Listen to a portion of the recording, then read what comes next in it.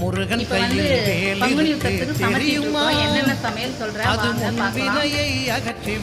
கத்திரிக்காய், முருங்கைக்காய், carrot, beans, அப்புறம் உருளைக்கிழங்கு இதெல்லாம் போட்ட ஒரு கதம்ப சாம்பார் கொதிச்சிட்டு இருக்கு. இங்க வந்து ஒலை வச்சிருக்கேன். இது வந்து பாத்தீங்கன்னா கீரைக்கு தாளிச்சிட்டு இருக்கேன். இங்க வந்து பாத்தீங்கன்னா இலைக்கு பருப்பு எடுத்து வச்சிருக்கேன், ரசத்துக்கு பருப்பு தண்ணி எடுத்து வச்சிருக்கேன், வாழைக்காய் வறுவல் பண்ணி வச்சிருக்கேன். அடுத்தது உளுந்து வடக்கி ஊற வச்சிருக்கேன். முருங்கைக்கீரை பொரியல் பண்ண போறேன். அது முன்வினையை அகற்றிவிடும். முருங்கைக்கீரை பொரியல். எப்பயுமே முருங்கைக்கீரை போட்டோடனே உப்பு போடாமல் இந்த மாதிரி சுருண்டு வந்ததுக்கப்புறம் உப்பு போட்டிங்கன்னா நமக்கு ஒரு கரெக்டான அளவு திட்டம் தெரியும்.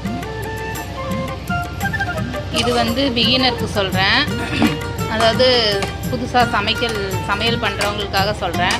ஏன்னா நான் புதுசாக சமையல் பண்ணுறப்ப கீரை நிறையா இருக்குதுன்னு நிறையா உப்பு போட்டுருவேன். அதுக்கப்புறம் பார்த்தா இப்படி சுருண்டு வந்த உடனே பார்த்திங்கன்னா கம்மியாயிடும். அப்போ பார்த்திங்கன்னா வாயிலே வைக்க முடியாது கீரையை. எப்பயுமே லாஸ்ட்டாக நீங்கள் இந்த மாதிரி சுருண்டு வந்ததுக்கப்புறம் சால்ட்டு போட்டிங்கன்னா உங்களுக்கு பதம் கரெக்டாக தெரியும்.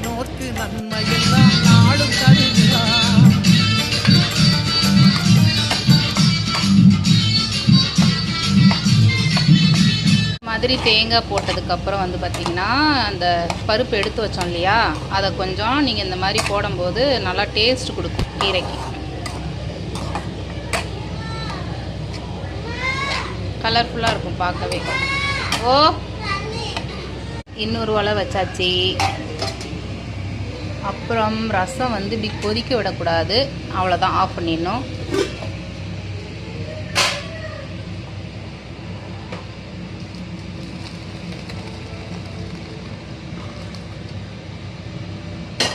செம்மாவி பறக்குது.